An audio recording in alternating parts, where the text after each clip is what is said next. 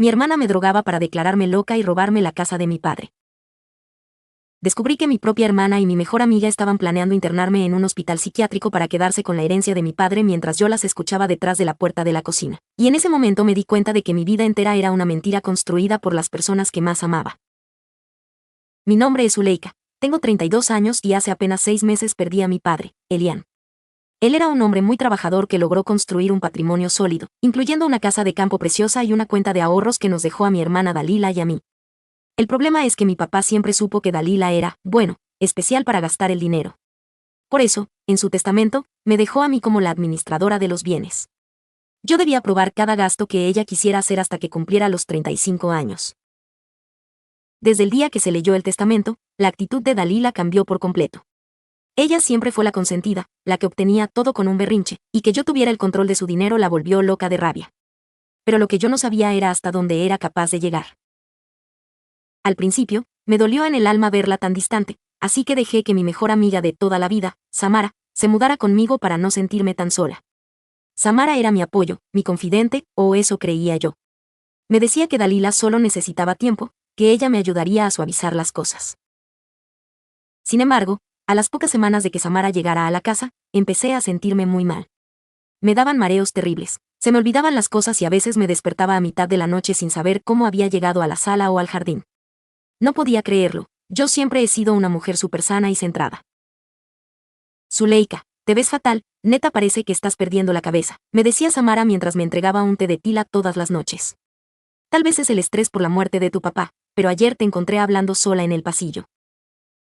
Yo me asustaba muchísimo. Empecé a dudar de mi propia cordura. Pero lo peor todavía no pasaba.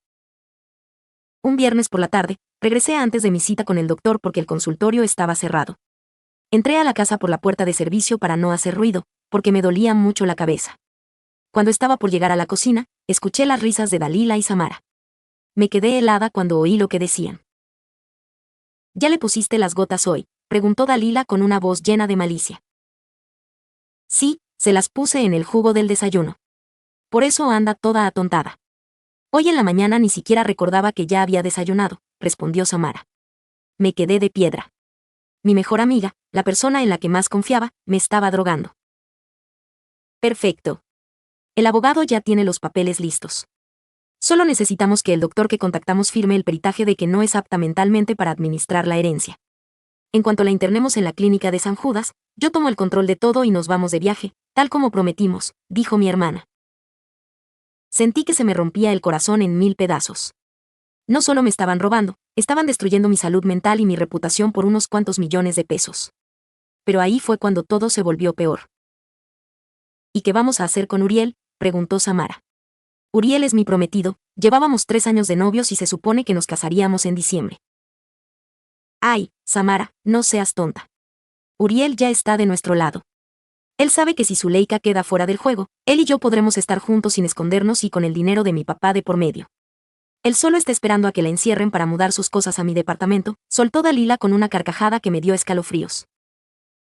En ese momento, sentí que el piso desaparecía bajo mis pies. Mi hermana, mi mejor amiga y el hombre con el que me iba a casar estaban aliados para destruirme. Me caí al suelo, pero afortunadamente fue sobre la alfombra del pasillo y no me escucharon. Me arrastré hasta mi habitación, cerré la puerta con seguro y me puse a llorar en silencio, tapándome la boca para que no oyeran mis sollozos. Tenía que actuar rápido. Sabía que si me enfrentaba a ellos en ese estado, drogada y confundida, me ganarían fácilmente. Así que hice algo que nunca pensé que haría. Instalé cámaras ocultas en forma de cargadores de celular por toda la casa esa misma tarde, aprovechando que salieron a cenar para celebrar su plan. Pasé 3 días fingiendo que seguía bajo los efectos de sus gotas. Tiraba el té en las macetas cuando no me veían y escupía las pastillas que Samara me obligaba a tomar para los nervios. Durante esos 3 días, las cámaras grabaron todo, a Dalila y a Uriel besándose en mi propia sala, a Samara contando el dinero que ya le habían robado de mi caja fuerte, y a los 3 burlándose de cómo me iban a ver con la camisa de fuerza. Y entonces descubrí algo que me dejó helada. Estaban planeando que el internamiento fuera esa misma noche. Habían contratado a 2 hombres para que vinieran por mí a las 11, fingiendo que eran enfermeros. Me cayó el 20 de que mi vida corría peligro real. No podía simplemente llamar a la policía sin pruebas sólidas frente a un juez, pero tenía las grabaciones. Llamé a un primo lejano, Gael, que es comandante de la policía ministerial y en quien mi padre siempre confió. Le envié los videos por la nube y le pedí que estuviera listo. A las 11 de la noche, escuché que tocaban la puerta. Dalila subió a mi cuarto con esa cara de hermana preocupada que ahora me daba asco. Suley, hermanita, vinieron unos doctores para ayudarte. Estás muy mal, te vamos a llevar a un lugar donde vas a estar tranquila, me dijo con una voz fingida de dulzura. Bajé las escaleras, fingiendo que apenas podía caminar. Ahí estaban Samara, Uriel y dos tipos corpulentos con batas blancas. Lo siento mucho, amor, pero es por tu bien, dijo Uriel, tratando de tomarme del brazo. En ese momento, le solté una bofetada con todas mis fuerzas que lo dejó sordo. Me puse derecha, se me quitó lo mareada y los miré con todo el odio que sentía en mi alma. A mí nadie me va a llevar a ningún lado, par de traidores, grité. ¿Ves? Está teniendo un brote psicótico, llévensela, gritó Dalila, histérica. Pero antes de que los tipos pudieran tocarme, la puerta principal fue derribada. Gael entró con 5 oficiales armados. El pánico en las caras de Dalila, Samara y Uriel fue lo más satisfactorio que he sentido en toda mi vida. Están bajo arresto por intento de secuestro, administración de sustancias controladas sin consentimiento y fraude, gritó Gael. Lo que encontré después cambió todo. En el celular de Uriel, que la policía incautó, había fotos de mi padre en el hospital. Dalila le había estado desconectando el oxígeno poco a poco en sus últimos días para acelerar la herencia. Mi padre no murió de causas naturales, ella lo mató lentamente. Híjole, cuando escuché eso en el Ministerio Público, sentí que me moría. Mi propia sangre había asesinado a nuestro padre por ambición. El juicio fue largo y doloroso, pero las pruebas eran contundentes. Dalila fue condenada a 30 años de prisión por homicidio y fraude.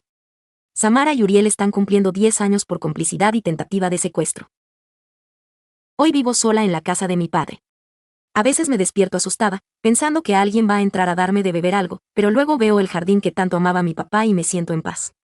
Me dolió en el alma perder a todos los que quería de un solo golpe, pero prefiero estar sola que rodeada de serpientes. Me quedé helada al descubrir la verdad, pero esa verdad fue la que me salvó la vida. Ahora sé que la familia no siempre es la que lleva tu sangre, sino la que te cuida cuando no tienes nada que ofrecer. Al final, logré cerrar este capítulo y, aunque me quedé con cicatrices, soy libre.